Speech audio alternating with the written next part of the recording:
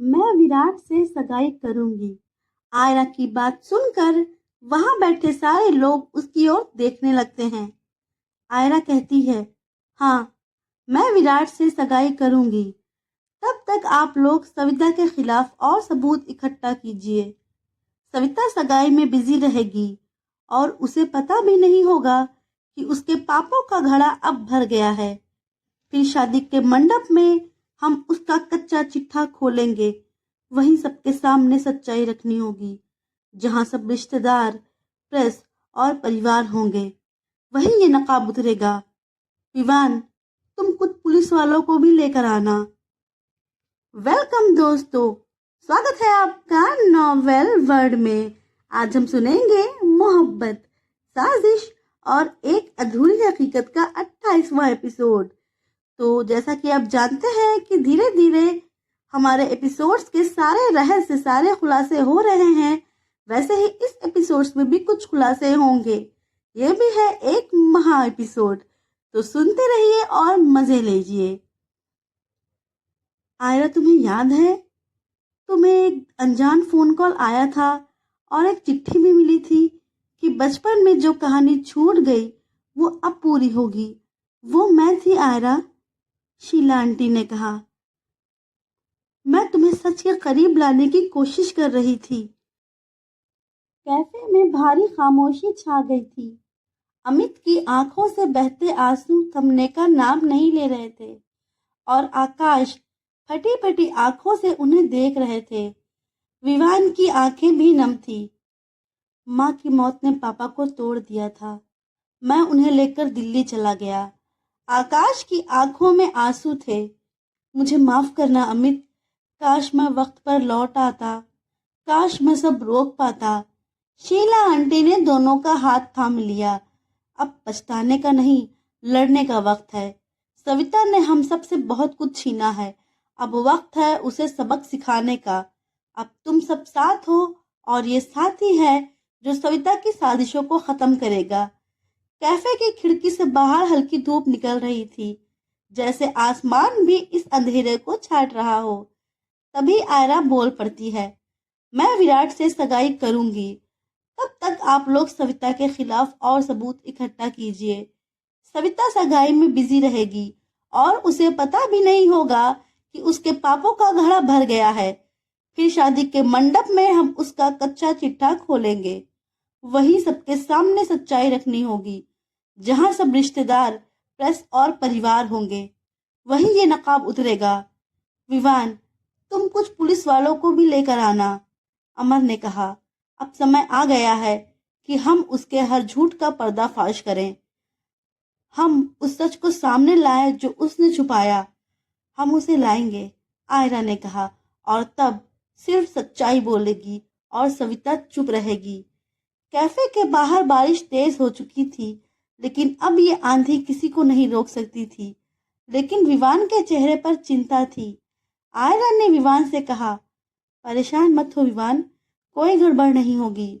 विवान ने कहा, हाँ आयरा, मुझे यकीन है, लेकिन हम सविता को बेनकाब करने की तैयारी तो कर रहे हैं। लेकिन आदित्य कहाँ है, जिसे विराट ने गायब करवाया? हमें वो भी पता लगाना होगा। अमर ने पूछा, कौन है आदित्य? आयरा ने जवाब दिया, मेरी एक दोस्त है रिद्धिमा। उसको एक लड़का मिला था जिसने कहा था उसने मेरी पेंटिंग बचाई थी। बचपन में वही पेंटिंग जो विवान ने बचाई थी, लेकिन विराट ने उसे गायब करवा दिया। उसका कोई सुराग नहीं मिला। इतने में आयरा का फोन बजता है। दूसरी तरफ रिद्धिमा रोते हुए कहती है, आयरा, आदित्य का अभी तक कुछ पता नहीं चला। शायद विराट ने उसे मार दिया। रिद्धिमा फूट फूट कर रोने लगती है। आयरा उसको तसल्ली देती है, रो मत रिद्धिमा, हम उसे ढूंढ लेंगे। रिद्धिमा रोते हुए कहती है, आयरा, आदित्य मेरा बड़ा भाई था। आयरा शॉक्ड हो जाती है। विराट ने पहले उसे गायब करवाया, फिर मुझे अपने इशारों पर नचाया। उसने कहा था, अगर आदित्य को जिंदा देखना है तो जैसा मैं बोलता हूँ वैसा ही करो। उसने ही मुझे जयपुर बुलवाया था। फिक्र मत करो रिद्धिमा, हम तुम्हारे भाई को ढूंढ लेंगे। आयरा विवान को बताती है कि आदित्य रिद्धिमा का बड़ा भाई है। विवान भी शॉक्ड हो जाता है। अमर आयरा से कहता है, रिद्धिमा से उसकी और उसके भाई की तस्वीर मंगवाओ ताकि हम उसे ढूंढ सके। आयरा रिद्धिमा को मैसेज करके फोटो मंगवा लेती है। यही आदित्य है और ये है रिद्धिमा। आयरा सबको वो फोटो दिखाती है। स्थान जयपुर। रिद्धिमा का घर। रिद्धिमा अकेली अपने कमरे में बैठी थी। उसकी आंखों में बेचैनी थी।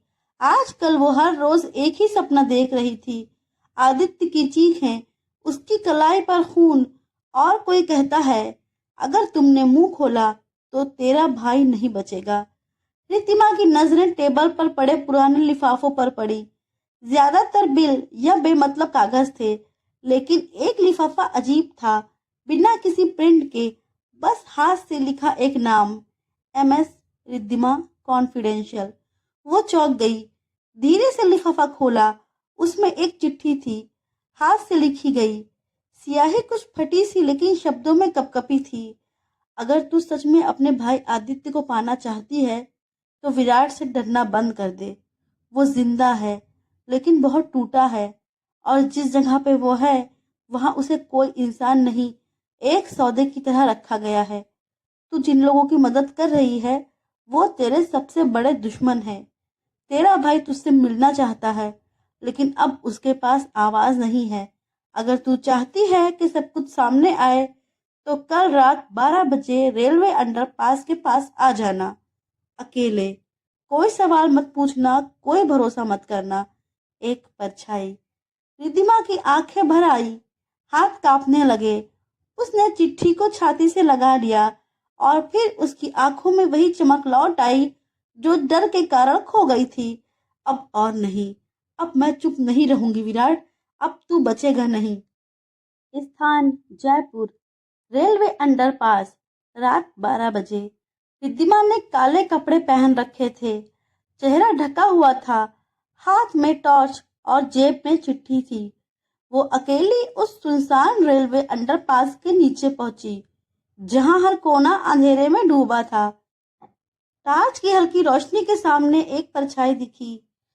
तुम वो परछाई हो? कोई जवाब नहीं आया। परछाई धीरे धीरे उसके पास आई।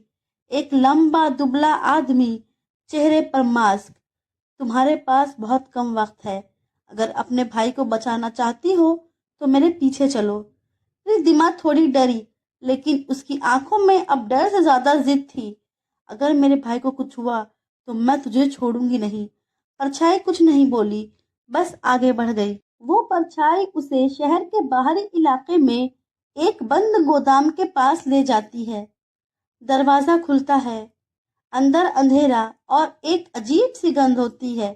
एक कोने में एक लड़का बंधा हुआ है। उसका चेहरा सूजा हुआ है, कलाई पर पट्टियां हैं। रिद्धिमा की आंखें फटी रह जाती हैं। आदित्य भैया। लड़का धीरे धीरे सिर उठाता है। वो बोल नहीं पा रहा था, लेकिन उसकी आंखें बोल रही थी।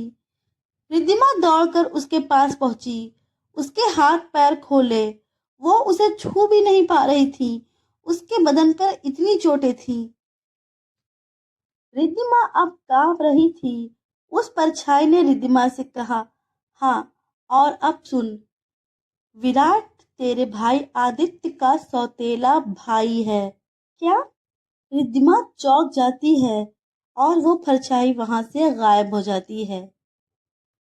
रिद्धिमा फिर आदित्य को सहारा देकर धीरे धीरे बाहर लाती है। ये क्या हुआ? विराट आदित्य का सौतेला भाई? इन सवालों के जवाब आपको मिलेंगे नेक्स्ट एपिसोड में, तो हमारे साथ बने रहिए नेक्स्ट महा एपिसोड के लिए। तब तक के लिए सब्सक्राइब कीजिए, लाइक कीजिए, शेयर कीजिए, ताकि कोई भी कहानी आपसे मिस ना हो। और अगर आपने हमारे पुराने एपिसोड्स नहीं देखे हैं तो हमारे चैनल पर जाके प्लेलिस्ट में वो सारे एपिसोड्स देख लीजिए, वरना आपको डिस्क्रिप्शन बॉक्स में भी प्लेलिस्ट का लिंक मिल जाएगा।